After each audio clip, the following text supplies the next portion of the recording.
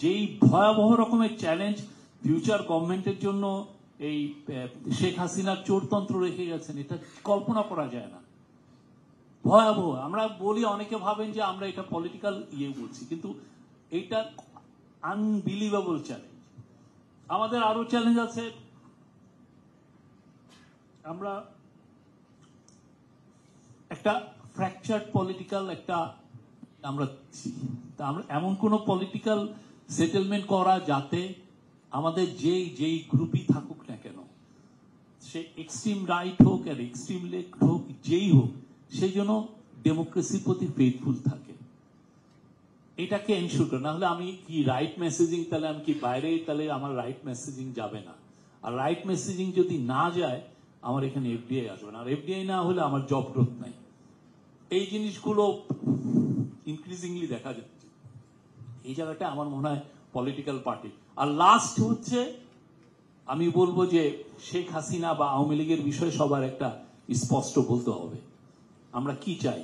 কারণ আজকেও আপনি দেখবেন যে সে বলছে যে যারা জুলাইয়ের আন্দোলন করেছেন সবাই টেরোরিস্ট। কি ভয়াবহ! সাইফুল ভাই, উনি জুলাই আন্দোলনে ছিলেন, উনি টেরোরিস্ট। হাসান মাহমুদ ভাই, আমির খসরু ভাই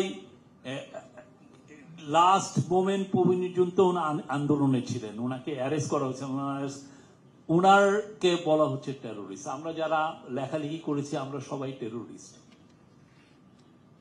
আপনি চিন্তা করেন, মানে উনি সেই এনায়েতুল্লাহ খান 1974 সালে লিখেছিলেন যে 65 মিলিয়ন কোলাবোরেটরস, 6,50,00,000 লোককে শেখ মুজিব কোলাবোরেটর। আর এখন তার মেয়ে 180 মিলিয়নকে বলতেছে টেরোরিস্ট।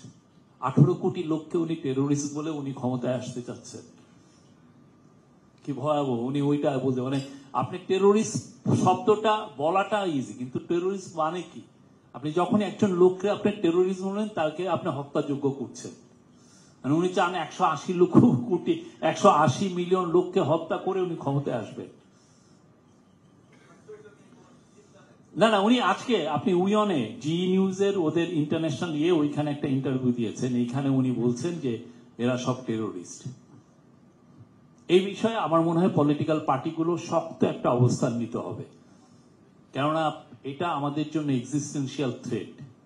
এই জায়গাটা কেউ আর আমার মনে হয় আমরা সবাই, আমি গতকালকে নেত্রকোনা, ময়মনসিংহ ঘুরলাম, পুরোটা ইলেকশনের জোয়ার সব জায়গায় এসছে, এবং নিশ্চিত থাকেন যে একটা সুন্দর ইলেকশন বাংলাদেশে আসছে।